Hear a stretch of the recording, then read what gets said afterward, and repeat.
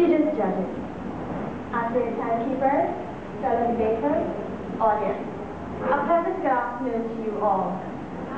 I stand most confident to lead my team's argument in opposition of the moot, be it resolved that parenthood should be considered a privilege and not a right. Mr. Chairman, parenthood should not be considered a privilege. It is a right.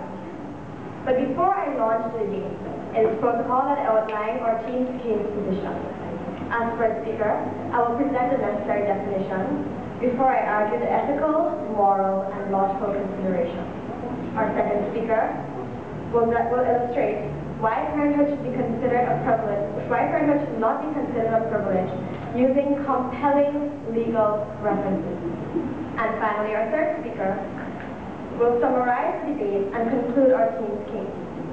Mr. Chairman, I do not accept that which my opponent presented as the definition for the key terms of the moot. And so, for absolute clarity, I offer that according to Webster's dictionary, parenthood is the status of being a parent. To consider is to weigh the merits in order to make a decision. A privilege is a benefit enjoyed only by a person beyond the advantages of most. And a right is something everyone is entitled to.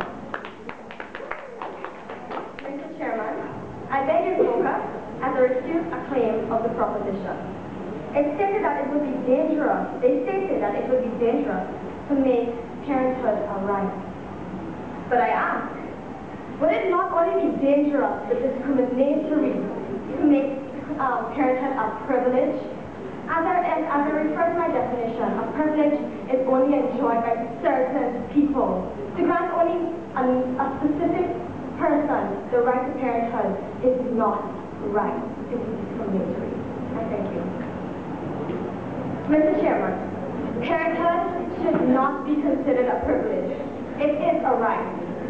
To consider parenthood a privilege begs the question, who, when, and on what basis will it be granted? To have a privilege, it must be granted. And so, I ask, who will make that determination, and using what criteria? The proposition said that they would like to ensure that legislation the proposition said they would like to ensure legislation for parenthood to become a privilege. I ask, what criteria would that be based on? Will it be based on social status, wealth, educational achievement, or even race? Going down that road is extremely problematic. And I clearly see two big D's: discrimination, disaster. Quite frankly, Mr. Chairman, to suggest that parenthood is a privilege is to take us back into the dark days of eugenic sterilization and selective breeding. Do we really want to re-experience the Nazi era of Adolf Hitler, when certain races were deemed unfit to live, were deemed unfit to produce future generations? Do we really want to relive the horrors of slavery, when slaves lost their reproductive rights and master chose the who and the when of procreation? Mr. Chairman, in my research, when I consulted Daniel Stateman, professor of philosophy at the University of Haifa, Israel, in the journal Ethical Perspectives on the Right to Parenthood, page 225, I found, and I quote, "The first choice of human beings throughout history is to have children genetically related to them and to form families." And Mr. Chairman, I understand this. It is the a major part of one's self-actualization. To consider parenthood a privilege and not a right is to risk one's own status of being a future mother or father. Would you want to decisions into the hands of someone else to decide?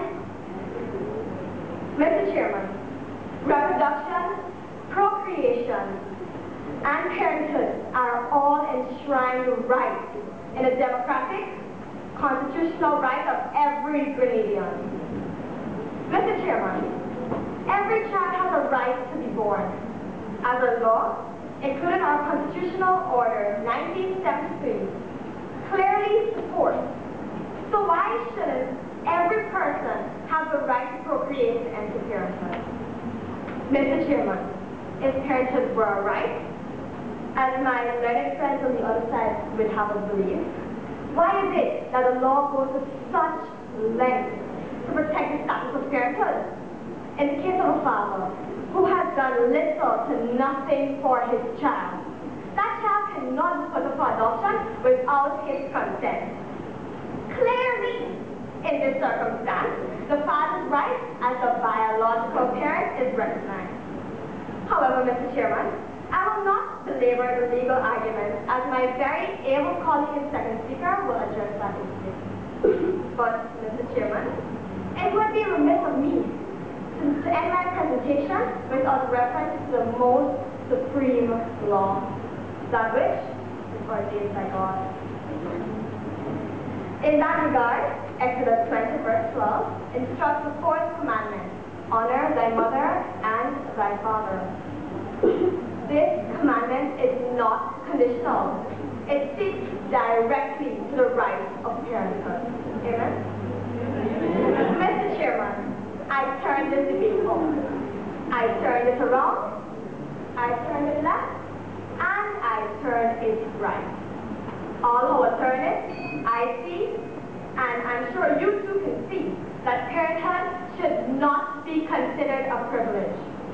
It is a right, a God-given right. I thank you.